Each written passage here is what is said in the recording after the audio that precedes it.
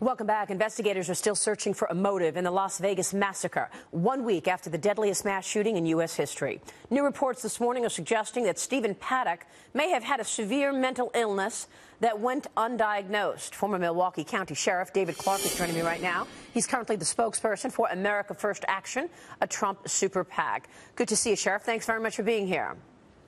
My pleasure, Maria. So what do you think is going on here? I mean, extraordinary issues that we are following. Stephen Paddock with his 47 guns and his planning so meticulously, getting the hotel room that he wanted. What do you think the motive is? Well, I want to downplay the role that motive plays in any of these investigations, whether it be Sandy Hook, the Orlando nightclub, Fort Hood, San Bernardino.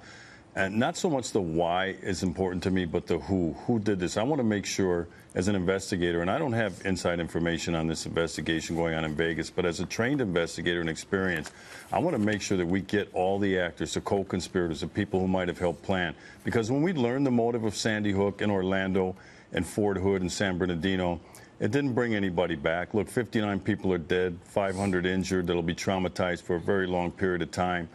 And so nothing really is going to change learning the motive. The motive is pretty clear to me. This guy wanted to slaughter people. It's like saying, why does a guy rob a bank? Because he wants money. So I think that's more important, the who, than the why at this point. This is the tedious part of the investigation. Things start to slow down for the investigators.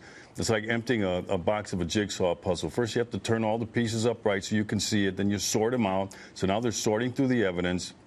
I'll be doing a lot of evidence testing, forensics, to make sure that the weapons used were the ones that were fired. Were there other weapons? Were there other actors? Those are the things that are more important to the investigators than the why at this point. Sure, of, sure. Well, that's why I ask you. Paddock's head. You are a trained investigator, so what are the authorities looking at right now? I mean, we thought maybe we would have some good intelligence after the interview with his partner and the girlfriend, live-in girlfriend, Miss Danley, and yet the FBI is not releasing really what they learned from her. Where do you think they are in the investigation? What are they turning over right now to try and get a better idea of what drove this guy? Sure, and I don't want to get too much inside of their heads because, like I said, I'm not inside. But, going back to my experiences, they're going to go back over the witness statements. There's additional people they're going to want to interview. This is going to take a very long time, and I understand that the public gets a little restless at this stage because a lot of not new is coming out, and they want to know. We all want to know.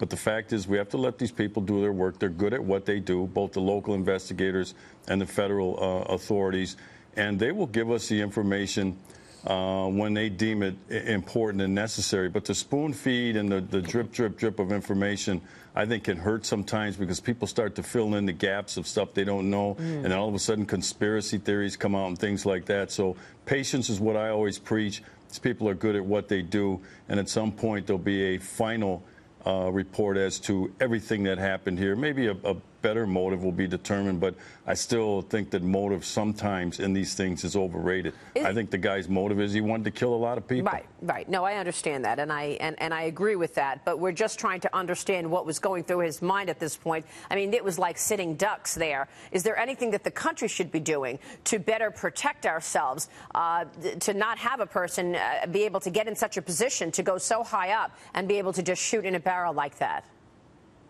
Yeah, what we always learn from these things is that people saw some things that, maybe at the time they didn't think too much about it. The see something, say something campaign, I think has to be reevaluated. We have to do a better job of engaging the public so that, we can train them on an ongoing basis. You can't just say, see something, call police or call 911. I mean, see what, right?